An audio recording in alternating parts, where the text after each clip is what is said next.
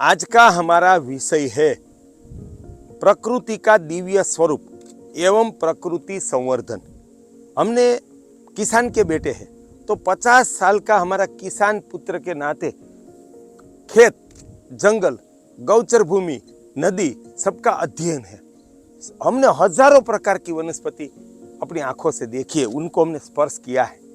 तो हमने अंतःस्फुरणा से उसमें हमने 4 वर्गीकरण किया है कि 4 प्रकार की वनस्पति इस सृष्टि पर प्रकृति परमात्मा ने बनाई है।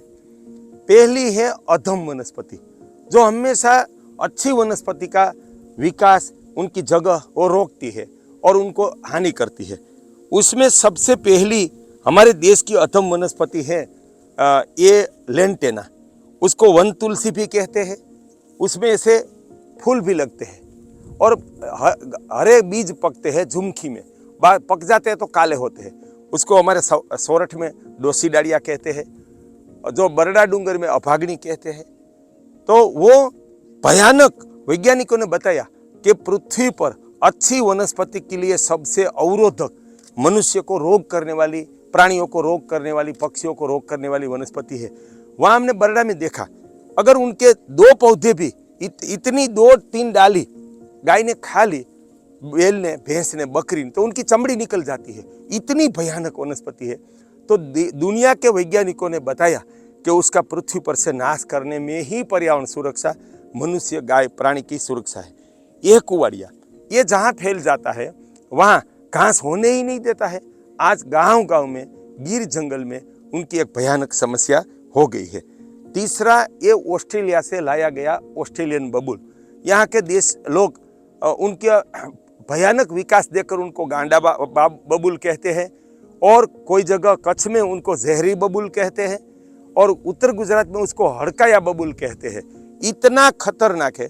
हमारे अध्ययन से हमारी गौचर भूमि का विनाश, देशी कुल के वृक्षों का, बेल का, घास का विनाश का जो प्रधान कारण है, तो ये विदेशी ऑस्ट्रेलियन बबूल है। ऐसी वनस्पति हमें कभी अध्ययन के बिना लानी ही नहीं चाहिए। तो कौन सी वनस्पति हमें लगानी चाहिए?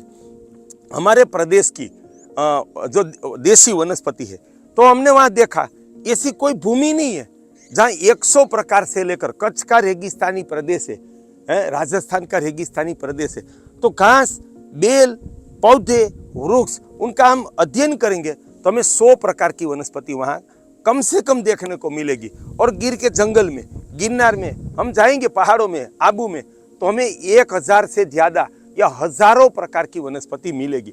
उसका 4 वर्गीकरण है। एक देशी में भी अधम वनस्पति है, तो उनका हमें शोधन, निर्मूलन करना चाहिए। दूसरे नंबर पर है निम्न स्तर की वनस्पति, जिनकी पैदावार भी कम है, उनकी फल की गुणवत्ता, पत्ते की गुणवत्ता कम है, तो उनका हमें विस्तार नहीं करना चाहिए।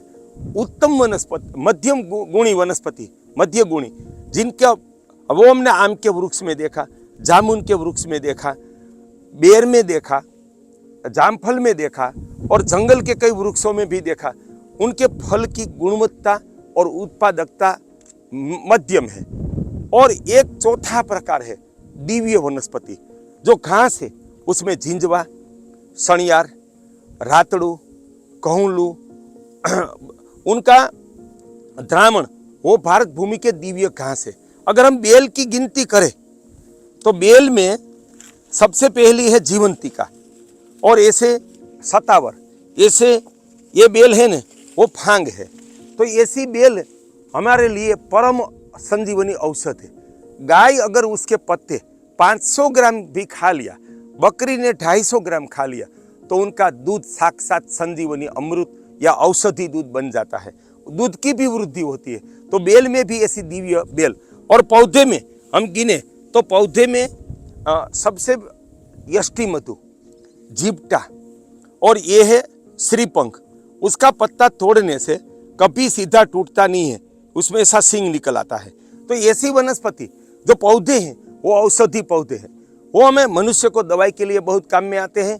और ये सीमेड़ है, उनके जैसा ही है, वो आँख की बहुत अच्छी दवाई है। उसमें जो बीज पकते हैं सीमेड़ में, वो बीज का रस निकाल के हम बच्चों, जो आँख की कोई भी समस्या हो, तो सीमेड़ के बीज का हम बचपन से डालते थे। तो ये सीमेड़ श्रीपंख, यष्टि मधु, जिप्टा, ऐसे पौधों की अगर हम वृद्धि करेंगे तो हमें औषध मिलेगा।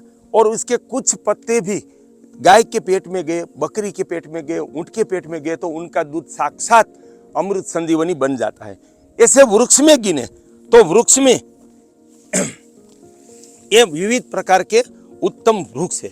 उसमें सफेद अर्जुन है और ये हमारा रोहिणी वृक्ष है। गर्मी की मौसम में उनके पत्ते, उनके फल गाय के लिए बहुत दिव्य चारा है। ये पलाश है, ये सीणवा है और ये मोलेड़ी, उसके रस निकलता है, वो धूप में काम आता है।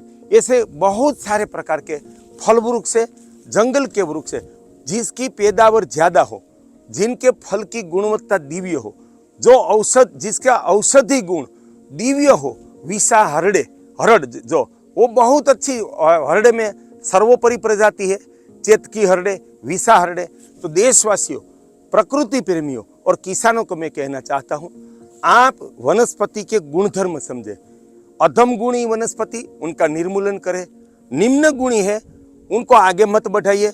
मध्यम गुणी है, उनका इस्तेमाल करें लेकिन उनको भी आगे न बढ़ाइए।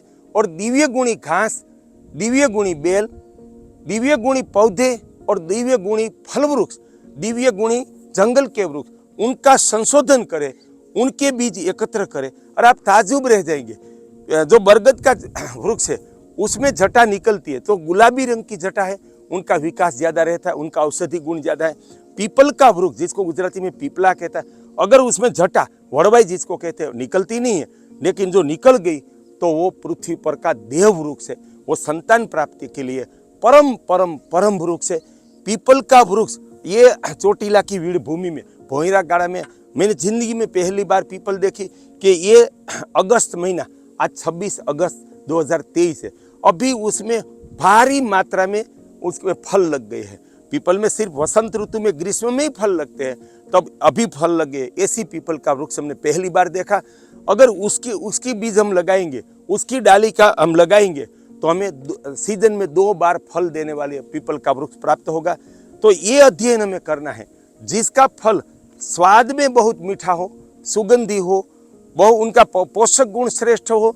ऐसे जंगल के जो वृक्ष है, उसके वृक्ष में जिसका औषधि गुण दिव्य हो, ऐसे आयुर्वेद के डॉक्टरों को साथ में रखकर अपने प्रदेश के दिव्य घास, दिव्य बेल, दिव्य पौधे और दिव्य जंगल के वृक्ष, दिव्य फल वृक्ष और देसी कृषि के जो उत्तम ज्यादा पैदावार देने वाला, बहुत स्वादिष्ट, बहुत अच्छा पोषक ऐसे बीज की हम सुरक्षा करें तो वो पूर्ण प्रकृति रक्षा है, प्रकृति संवर्धन है।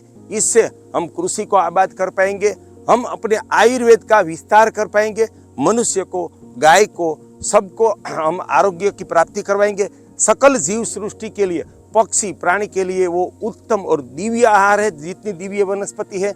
और परमात्मा ने जो प्रकृति की दिव्यता का सर्जन किया है, उनकी शाश्वत सुरक्षा होगी। तो उनका हम वनस्पति के गुणधर्म का अध्ययन करें और दिव्य गुणी वनस्पति का संवर्धन करें, उनका बीज की सुरक्षा करें, चारों ओर वो बीज का विस्तार करके हम प्रकृति को, धरती पर की दिव्यता का रक्षण करके इस धरती को ही स्वर्ग बनाए।